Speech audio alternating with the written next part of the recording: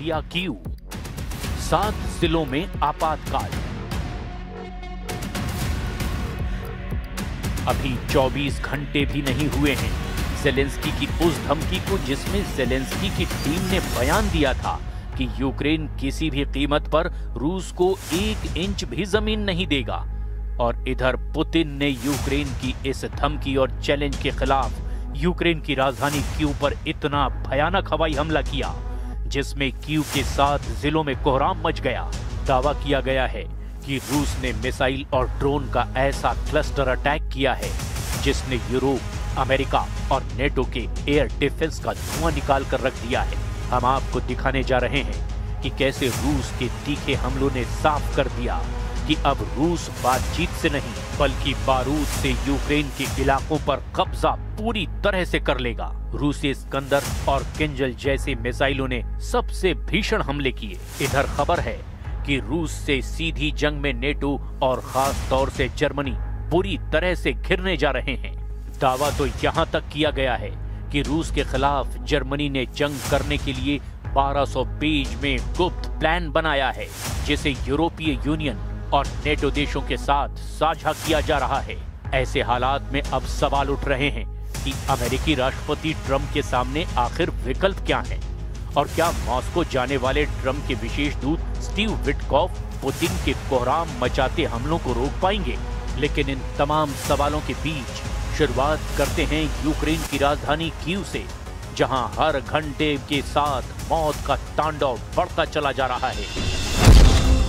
Kyiv में हुआ blackout, bunker में घुस गए ज़ेलेंस्की। रूस इस वक्त यूक्रेन पर तूफानी हमले करने में जरा भी कसर नहीं छोड़ रहा है।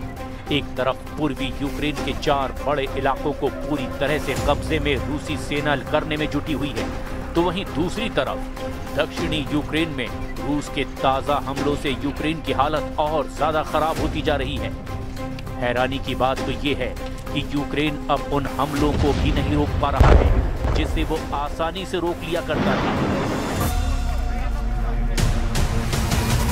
दावा किया जा रहा है कि रूसी सेना ने यूक्रेन में तैनात अमेरिका, यूरोप और नेटो देशों के एयर डिफेंस सिस्टम की काट खोज ली है, जिसकी वजह से अब रूस के हवाई हमलों को 60 से 80% के बीच सफलता मिलने लगी है। आधी रात में जिस तरह से रूस के ताजा हमलों से कीव में कोहराम मचा है, उसने ज़ेलेंस्की के होश फाख्ता कर दिए हैं। 24 घंटे में 200 मोर्चों पर यूक्रेनी सेना का सफाया। हम आपको पिछले 24 घंटे में रूसी हमलों का वो सच दिखाने जा रहे हैं जिससे साबित हो रहा है कि रूस शांति समझौते से पहले ज्यादा से ज्यादा पूर्वी यूक्रेन के इलाकों पर कब्जा करना चाहता है। दावा तो यहां तक किया गया कि अमेरिकी राष्ट्रपति ट्रंप से मिले संकेतों के दम पर रूस ने यूक्रेन पर हमले 10 से 15 गुना तेज कर दिए हैं। आखिर यूक्रेन की आड़ में अमेरिका रूस के साथ कौन सा खेल खेल रहा है? पहले आप ये देखिए, रूस ने 24 घंटे में यूक्रेन पर कहां-कहां और कितने हमले किए हैं। पिछले 24 घंटे में रूसी सेना ने पूर्वी यूक्रेन के कम से कम 8 बड़े इलाकों पर तूफानी हमले किए हैं। दावों के मुताबिक यूक्रेन में लड़ाई तेज होने के साथ ही एक दिन में 200 से ज्यादा झड़पें हुई हैं। यूक्रेन की सेना का कहना है कि पिछले 24 घंटों में 216 मुठभेड़ें हुई है, जो पिछले हफ्तों में सबसे भीषण जंग है। दावों के मुताबिक रूस ने 41 हवाई हमले किए, 100 से ज्यादा गाइडेड बम से हमले किए, 3100 से ज्यादा आत्मघाती ड्रोन से हमले किए। यूक्रेनी ठिकानों और कस्बों पर लगभग 3000 तोप के गोले दाग दिए गए।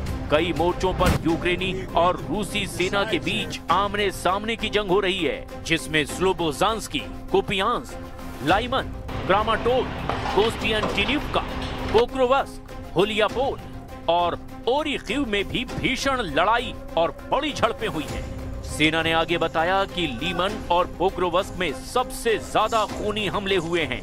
यूक्रेनी सेना का ये दावा है कि रूस को काफी नुकसान हुआ है। पिछले 24 घंटे में अकेले पोक्रोवस्क क्षेत्र में 126 रूसी सैनिक मारे गए या फिर घायल हुए। यूक्रेन की सेना ने कहा कि सबसे भीषण लड़ाई ज़ापोरिज़िया के दक्षिण पूर्वी क्षेत्र के रणनीतिक शहर होलियापोल में हुई है, जहां रूसी गोलाबारी और ड्रोन हमलों में वृद्धि के बीच में सेनाएं जमीन से हर मीटर के लिए संघर्ष कर रही हैं। यूक्रेनी सशस्त्र बलों के जनरल स्टाफ ने दावा किया कि उनके बलों ने पिछले दिन 1140 रूसी सैनिकों को मार डाला या फिर घायल कर दिया। यूक्रेनी सेना ने यह भी दावा किया है कि उसने पिछले 24 घंटे में एक रूसी टैंक, 3 बख्तरबंद लड़ाकू वाहन, 21 तोपखाना इकाइयां, 214 ड्रोन और 2 विमान भी नष्ट कर दिए। अगर रूसी हमलों को लेकर पिछले 60 दिनों के आंकड़ों पर नजर डालें तो 28 सितंबर 2025 से 27 नवंबर 2025 तक रूसी हमलों में बेतहाशा बढ़ोतरी देखी गई है, जिसमें रूस ने मिसाइलों और ड्रोनों का रिकॉर्ड तोड़ इस्तेमाल किया है। यूक्रेनी वायुसेना के मुताबिक रूस ने पिछले 60 दिनों में 10,000 से ज्यादा ड्रोन हमले के लिए इस्तेमाल किए हैं, जिसमें से 70% रूस के शाहिद ड्रोन का इस्तेमाल किया गया, जबकि अलग अलग तरह के 500 से ज्यादा क्रूज और बैलिस्टिक मिसाइलों से रूस ने यूक्रेन पर पिछले 60 दिनों में हमला किया है।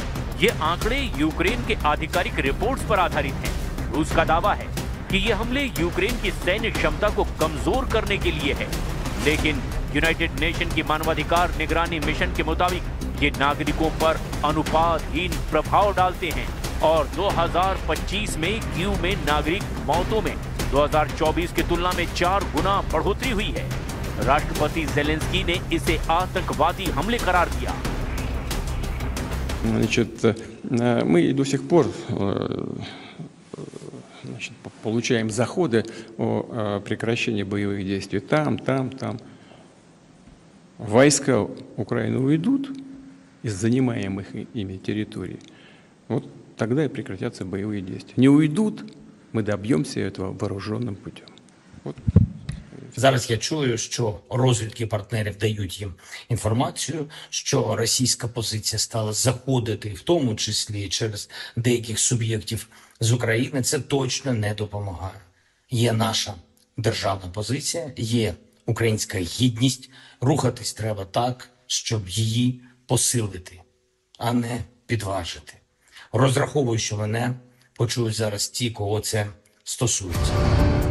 रूसी हमलों से यूक्रेनी शहरों में हाहाकार मचा हुआ है। रूसी सेना ने पूर्वी यूक्रेन के डोनेस्क में वासियुकीवका गांव पर कब्जा कर लिया और पोक्रोवस्क के 66% हिस्से पर नियंत्रण मजबूत कर लिया। सीवर्स्क में रूसी सेना को जबरदस्त बढ़त मिली है, लेकिन यूक्रेन ने कोप्यांस्क में रूस के खिलाफ जवाबी हमला किया है, जो लगभग 25 वर्ग किलोमीटर में हो रहा है। रूसी सैन्य टुकड़ियां यूक्रेन के वावचांस्क के 80% हिस्से पर कब्जा करने के करीब हैं, लेकिन यूक्रेन ने कुछ मोर्चों पर वापसी करने का भी दावा किया है। रूसी सेनाओं ने गुलियापोल के उत्तर में बढ़त हासिल की है। रूस यूक्रेन युद्ध खत्म करने के लिए अमेरिकी राष्ट्रपति डोनाल्ड ट्रंप के विवादास्पद योजना पर यूक्रेन के राष्ट्रपति जेलेंस्की भड़क गए हैं। यूरोप ने भी इस प्रस्ताव पर असहमति जताई है। ऐसे में प्रस्ताव के लागू होने से पहले ही विवाद बढ़ता जा रहा है। अमेरिकी सीनेटरों ने भी इसकी कड़ी आलोचना की है। वहीं जर्मनी के फ्रेडरिक मर्ज ने तो दो टूक कह दिया है कि नेटो किसी भी कीमत पर रूस को जंग नहीं जीतने देगा। लेकिन इस बीच यूक्रेनी ड्रोन कमांडर माद्यार ने दावा किया है कि पोक्रोवस्क में 27 यूक्रेनी सैनिकों के बदले 24,895 रूसी सैनिक मारे गए। पोक्रोवस्क में सिर्फ रूसी प्रचार की जीत हो रही है। वहीं यूक्रेन के राष्ट्रपति जेलेंस्की ने दावा किया कि रूसी सेना ने पूर्वी यूक्रेन के साथ साथ उत्तर पूर्वी यूक्रेन पर बहुत बड़े हमले की तैयारी पूरी कर ली है। दावा किया गया कि रूस ने उत्तर पूर्वी यूक्रेन के वोचांस्क के पास सेना तैनात करना शुरू कर दिया है। ऐसा अनुमान है कि भीषण सर्दी शुरू होते ही रूस हमले शुरू कर देगा। इधर रूसी रक्षा मंत्रालय ने एक बड़ा दावा किया कि उसकी सेना ने यूक्रेन के दक्षिण पूर्वी ज़ापोरिज़िया क्षेत्र के उस पेनियांका गांव पर काबू पा लिया है। हालांकि इन दावों की स्पष्ट पुष्टि नहीं हो पाई है, लेकिन रूसी सेना का कहना है उस पेनिवका गांव पर काबू कर लिया है।